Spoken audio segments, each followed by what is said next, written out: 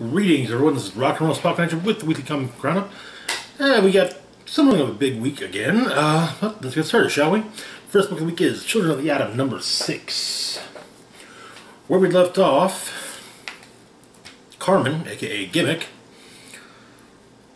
it had been shown that she was. We got the confirmation, yes, she is a mutant, and she was invited to the Hellfire Gala by Storm. So, the issue begins with the rest of the team not exactly happy about this turn of events. You know, in part because they're not, they're all mutant fans, but the arguments most seem to be between Buddy and Carmen. Buddy tries to claim that it's more from a, you didn't tell us about this, so what else are you hiding perspective, but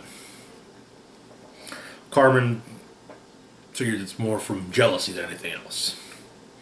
There's a note included with the invitation from Storm.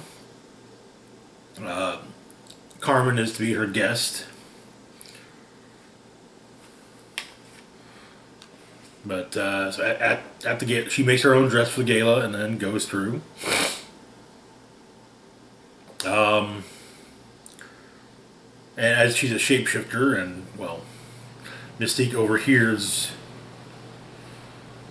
Storm talking about this. Mystique does suggest coming to see her if Carmen really wants to learn how to use her powers.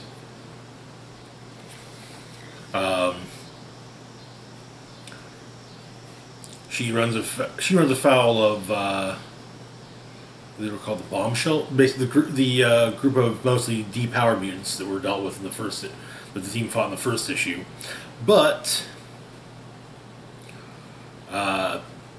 Mirage stops her and basically hey, this is Carmen here is Storm's guest and one of my students. So, yeah. The Avengers are a little perturbed that Danny didn't come by and say hi to them.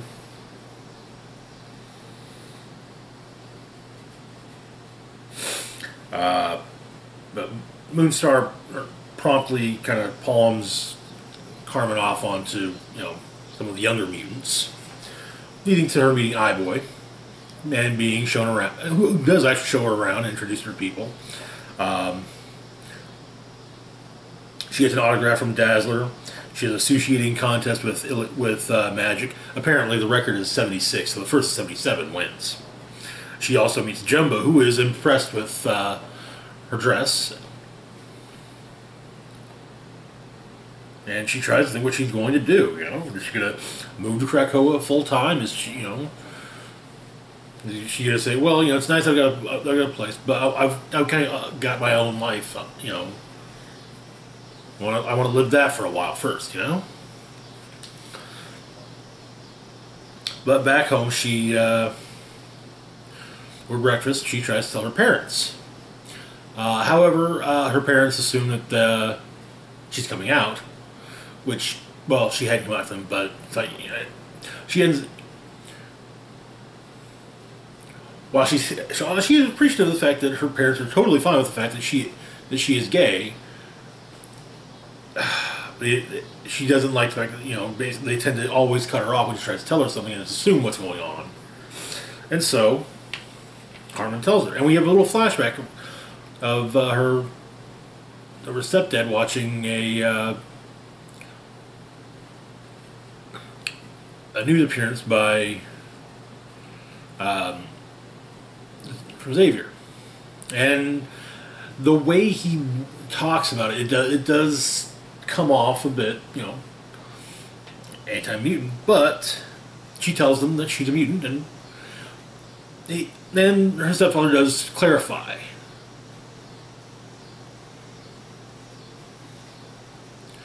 that it's more just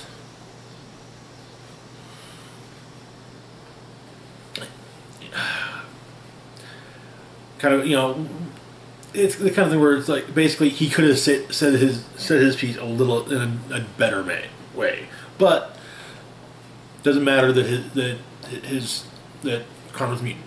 He's always gonna love her. She'll always be his daughter. So that's the important thing. She then ends up helping the team against horde culture, who are promptly arrested, and then the next day they talk, with Buddy admitting her feelings for Carmen, and it's just basically decided that Carmen has decided that she's going to do school in New York during the week, and then basically mutant training on weekends. So, but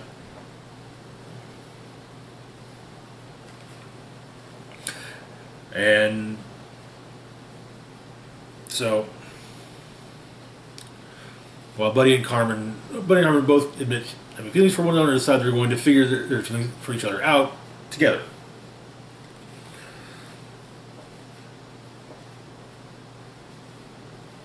And that is where the series ends, at least for now. As I understand, this is the final. Currently speaking, this is the final issue of Children of the Atom. I imagine we'll likely see Carmen pop up in future X titles, if nothing else in New Mutants on occasion, but we'll see. I have to admit, when Children of the Atom was announced, I was curious as to how they were going to, I presume a lot of other readers were kind of wondering, okay, what's the deal with these kids? I think I was more than anything, I was thinking, are these the first generation chimeras of Sinister or what? But no, it was definitely an interesting take.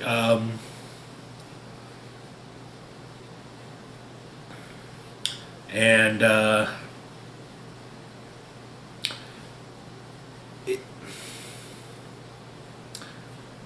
it's definitely brought some interesting new characters into the fold. I do hope to see the other members of the team in other, maybe popping up in the Champions or something, or even joining the Champions. But yeah, it was. It had its rough spots, and the fact of basically kind of doing the whole. Just what's the deal? Focusing so much on what the deal is with them, I think really did kind of hurt the book a bit, in my opinion. It's not terrible. It's just doing that is just annoying. It just gets annoying. It's the kind of thing that leaves a bad taste in one's mouth, I guess.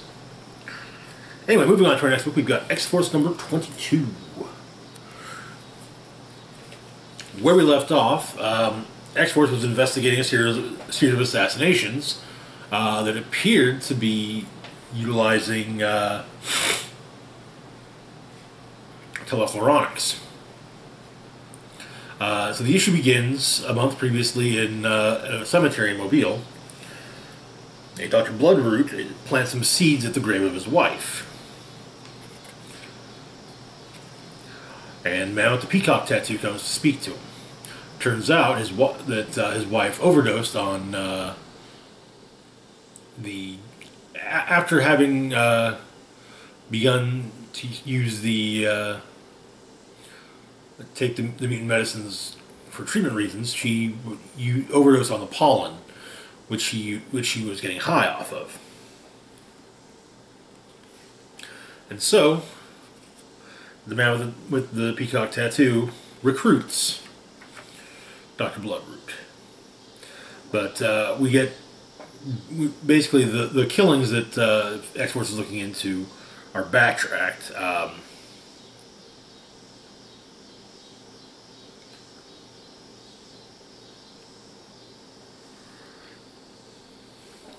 How it was that Zeno got to each of them. It wasn't through, anything direct. It was actually rather surreptitious. But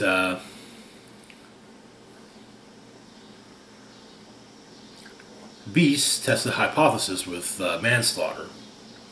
Basically, if you cutting cutting off his fingers, which then sprout into mini manslaughters, which manslaughter can then control.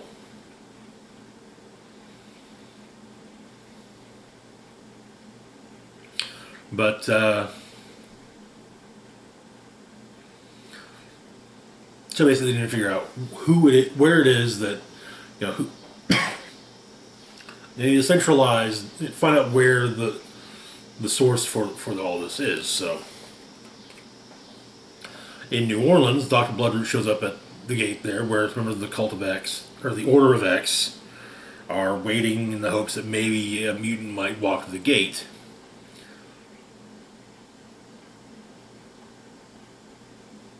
And he man things out, kinda. I mean, it's not exactly man thing, but yeah, he plant monsters out, and infects the Order members with his spores, and uses his own psionic abilities to hack the gate so that the members can go through it. Manslaughter talks to Krakoa, learning that the island's under attack, where it's from, and so the Order of X members pop up in the Green Lagoon as well as Shoreside. But Domino, Wolverine, and Manslaughter meet with Dr. Bloodroot. Once again, plant monsters out. He's at the cemetery visiting his wife, and he uses his powers to raise the other dead bodies in the cemetery, including that of his wife, to use as an army.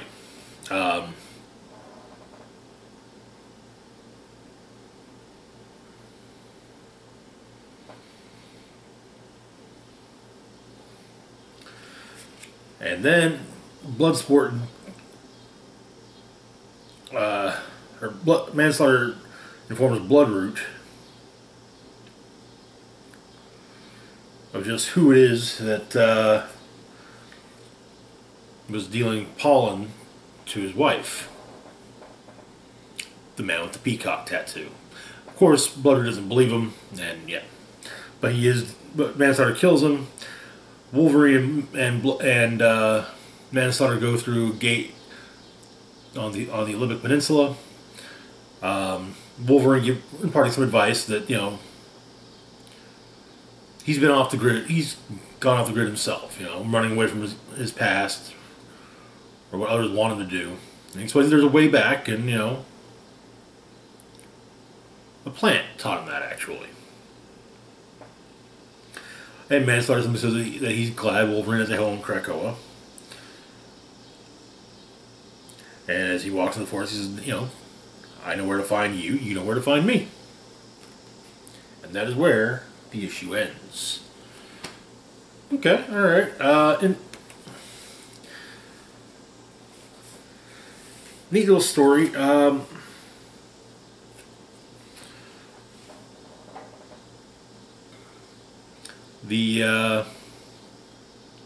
assume that the aftermath of the Krakoan incursion will be dealt with in the next issue. Manslaughter seems like an interesting character. I do hope that he pops up elsewhere later. It's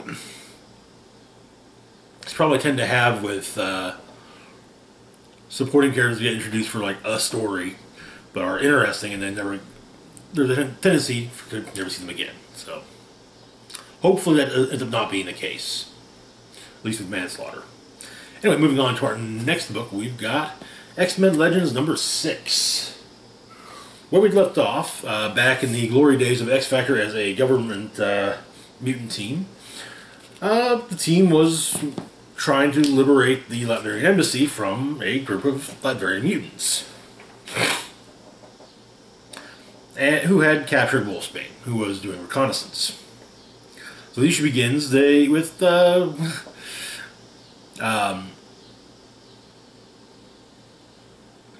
of the members of the Latvian group bringing out Wolfsbane and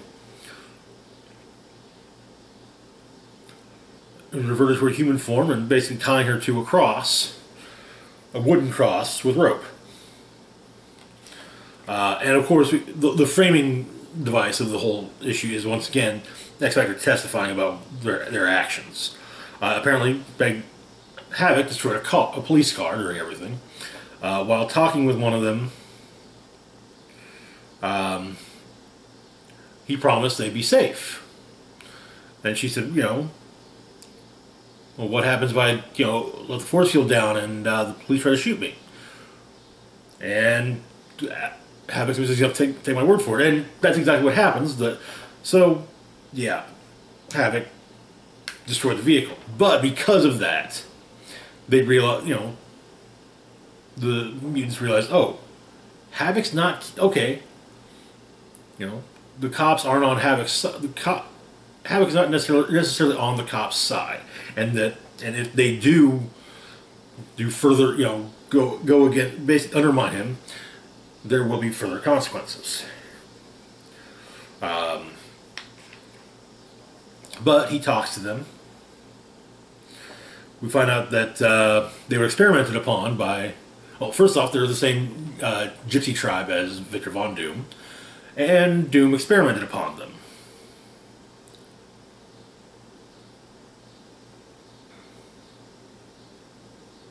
Transforming them into what they are now. And if it weren't for Beltane, who in fact was Doom, who was the one that Doom was truly interested in, the powers that Doom was primarily interested in. After all, Doom does have quite a bit of interest when it comes to the mystical arts and hell itself. But of course, talking to the mutants or having talked to the mutants is simply a way to distracting the rest of them so that Polaris can free Wolfsbane. Though she does, of course, run afoul of Beltane, who, again, makes her, see the form of her dead mother, blaming her for the plane crash that killed her.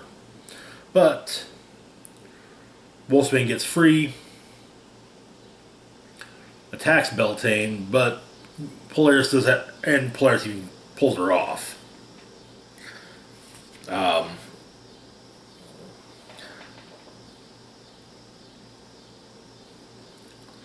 Wolfsbane then they go after the mutants, and but force field with their other powers, with the combined powers of them, they do manage to escape, at least from the ruse, only to run into what they think is another Doom bot, but is actually Victor Von Doom, who was procured by, of course, Quicksilver. Basically checked the swankiest hotels in Manhattan, told Doom what was going on,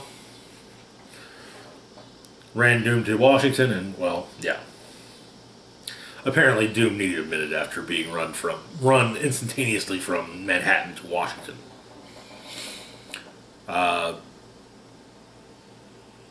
Later on, Wolfsbane is praying over the injured Beltane. I think it's more. I think part of it comes off as just her kind of feeling bad about having caused the injuries, but they'll let that variance show up.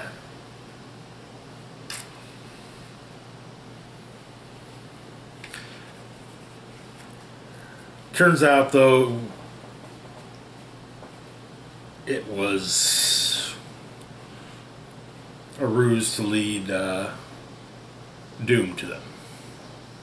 And that is where the issue ends, with a bright green light coming from Beltane's hospital room after Dr. Doom went in. Honestly, I'm really loving XMen Legends. It's filled with... Two of the first three story arcs have been from the period of time in which I first really got into superhero comics. So yeah, it's reading XMen Legends is a nostalgia trip for me. I love it, and especially the way everyone takes care to make the story, even though it's being told, nearly 30 years later, it still fits with what was going on. You don't with what was going on in the comics. Well, 30 years ago.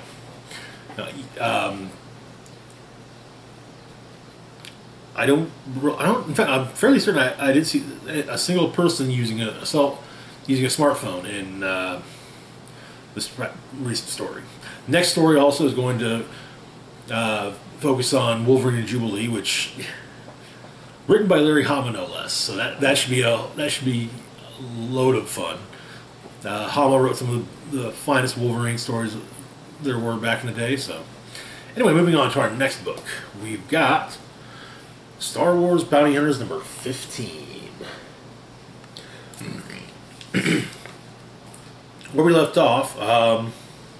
Now, first off, I should mention this was supposed to be out last week. There was a problem with it being delivered. It had not. When I was at the shop I frequent, it had not yet been delivered. So, picked that up today, along with another book from the past. So yeah. We'll get to that in another video, though. Sadly, it looks like this week's tie to War of the Bounty Hunters, which is in fact the core book, is also delayed, at least slightly. Hopefully, we'll have it by next week's roundup. Anyway, where we left off in Star Wars Bounty Hunters, Dengar and Valance were attacked by the hired assassin Deathstick. And they seemingly managed to shake her. Only because her employer, Lady Kira of Crimson Dawn, told her to back off. But meanwhile, Tonga and Losha have found the Morningswell Syndicate decimated by Crimson Dawn, and Tonga won't rest until the heir to the Mourner's Whale and a Rogan clan is safe. So we actually begin with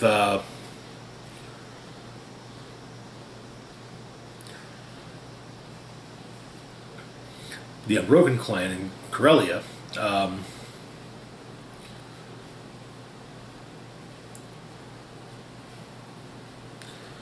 if you remember the Unbroken clan in Corellia, one of them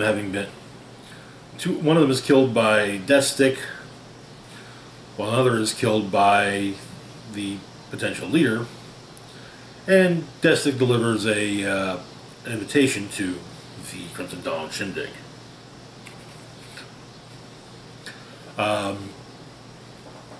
In the present on Narshada, it turns out that at the spaceport, to be exact, Valance and Dengar headed to Canto Bight by a commuter shuttle.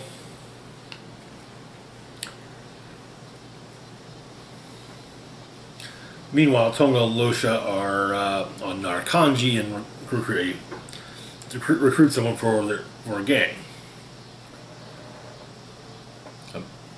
A pit fighter by the name of Tasu Leech, who we see take down a much larger opponent.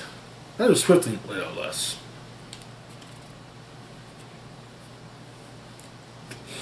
And apparently Tasu is looking for a real challenge, so he's totally game to join their crew. Turns out that Dengar's ship, the Punishing One, is being held by one of the syndicates in Collateral. So, but as he does owe them money, he kind of, needs to pay them. However, Valance manages to talk him into letting him have his ship back.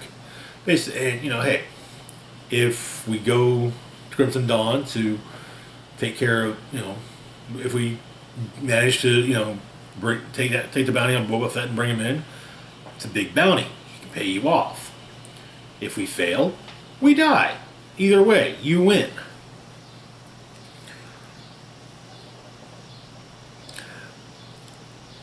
Meanwhile, Tonga and Losha are still recruiting. This time, we'll have moved on to Zuckuss. They, after all, need a findsman. Eventually, Zuckuss agrees to. It takes some doing, but Zuckuss, who's still bummed about the whole thing with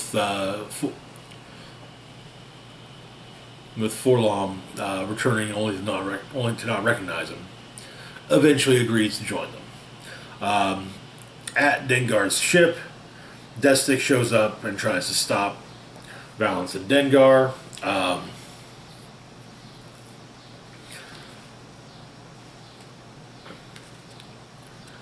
Valance is able to get back to Dengar. However, Dengar has again, Destic's run off, but Dengar has seemingly stolen an invitation to the party from her. And that is where the issue ends. I will be honest, this has been probably one of the funner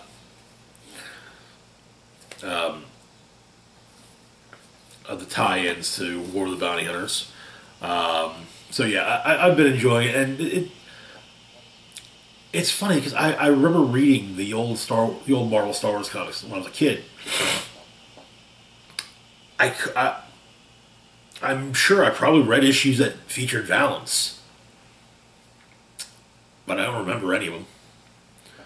I know he originated in those, but I think it's cool that they've basically retooled the character for their new post-Return of the Jedi timeline.